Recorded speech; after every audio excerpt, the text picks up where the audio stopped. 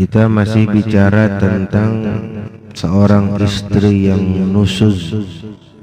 Arti nusuz itu seorang istri yang membangkang kepada suaminya. Bagaimana kriteria istri yang membangkang itu? Kemarin sudah disebutkan bahwa istri yang membangkang kepada suaminya itu sekurang-kurangnya adalah dia keluar dari rumah suami, atau kali dia keluar dari rumah itu tanpa izin dari sang suami. Nah, maka itu sekurang-kurang seorang istri itu disebut melakukan nusuz atau melakukan pembangkangan. Hal yang kita anggap sepele itu ternyata itu membuat sebuah hukum yang begitu berat. Ketika seorang istri sudah melakukan pembangkangan, maka bagi suami itu yang pertama adalah kemarin bolehnya dia menasehati. Kemudian yang kedua boleh pisah ranjang. Yang ketiga ini adalah kalau sudah dinasehati tetap melawan, kemudian setelah pisah ranjang juga tidak ada taubat-taubatnya, tidak ada ubah-ubahnya, maka kebolehan yang ketiga bagi suami kepada istri yang membangkang itu wa darabaha jawazan, dan boleh bagi suami memukul istri yang membangkang tersebut.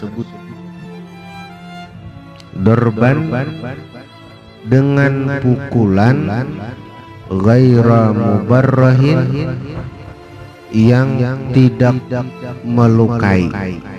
Nah, jadi boleh memukulnya tidak melukai, tapi boleh memukulnya tanpa melukai anggota badannya. Wala mudmin, dan tidak berdarah. Jangan sampai berdarah. Ala ghairi wajhin, selain di wajah. Wa maqtalin, dan anggota yang bisa membunuh. Nah, jadi selain wajah dan anggota yang bisa membunuh bila dipukul. Jadi ringkasnya adalah boleh si suami memukul istrinya yang pembangkang tersebut, yang melakukan nusyuz tersebut, namun memukulnya tidak melukai dan tidak membuat berdarah, serta kebolehannya itu tidak di wajah dan di anggota yang dapat membunuh. Di mana kira-kira nang dipukul dapat membunuh tuh, ditempeleng dapat membunuh? Hah? Di pinggulu sini yalah bisa membunuh yalah.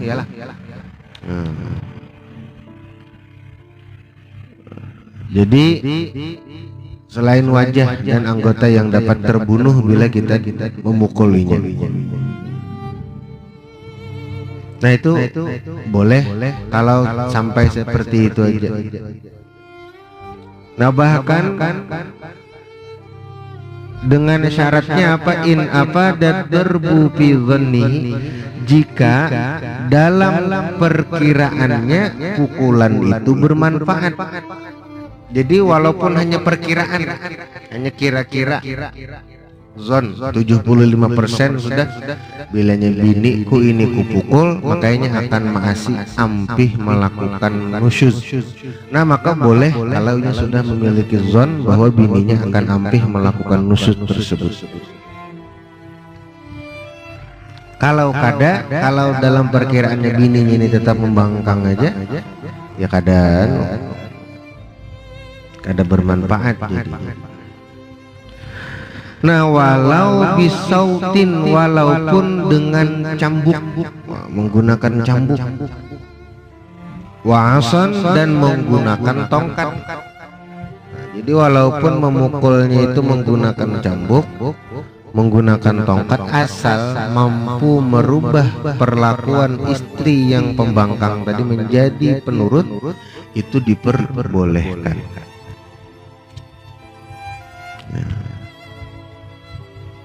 Ini cara ketiga. Cara pertama kemarin dari nasihat, dengan nasihat yang bagus. Cara kedua, tahan nafkah zahir dan nafkah batin, jangan dibari. Cara ketiga, kada mampu juga dua cara tadi, baru gunakan cara ketiga untuk mengubah sifat istri yang melakukan pembangkangan supaya jadi seorang yang penurut. Jadi ada tiga cara. Nah, namun Al-Imam Ar-Ruyani membatasi dengan apa memukul itu. Memukulnya dengan apa? Kalau tadi boleh dengan tongkat, boleh dengan cambuk. Nah, tapi Imam Ar-Ruyani berkata, kata beliau, lakin naqal Ar-Ruyani, tetapi menakol, mengambil hukum oleh Imam Ar-Ruyani, ta'yinahu, ketentuan dalam memukulnya tersebut ialah biyadihi, dengan tangannya, au bimindil, atau dengan sapu tangan. Itu aja memukulnya. Nah, memukulnya diperbolehkan kata Imam Ar-Ruyani hanya dengan tangan atau dengan sapu tangan. Artinya tidak boleh lebih daripada itu. Tidak boleh lebih daripada itu. Kalau dipukul lawan sapu tangan, sakitlah. Sakit bilanya sapu tangannya digulung-gulung, padas. Ya kalau nah seperti itu aja. Kalau pakai tangan sakit juga ya kalau. Apalagi beganggam, nah itu menempeleng adanya. Nah jadi bolehnya seperti itu aja. Binusyuzin ay bisababihi, dengan sebab nusyuz yang dilakukannya. Binusyuzin ay bisababihi, dengan sebab nusyuz yang dilakukan istri. Wa illam yatakarrar, sekalipun perkelakuannya itu tidak berulang-ulang. Sekalipun kelakuannya itu tidak berulang-ulang. Misalnya bini ini hanya sekali melakukan keluar rumah kada bepada, langsung dipukul oleh si suaminya. Nah itu boleh aja. Nah, tetapi khilafan lil muharrar, lain halnya pendapat Imam Al-Muharrar. Jadi dari Imam Al-Muharrar, kada boleh memukul bini yang hanya satu kali melakukan kesalahan, kecuali ini melakukan kesalahan yang sama itu berkali-kali. Kan ada bini nang kada tahu mana nang perlakuan nusyuz, mana nang kada ya. Nah itu harus dikupas habis, harus dibahas sampai tuntas apa-apa saja perlakuan nusyuz itu.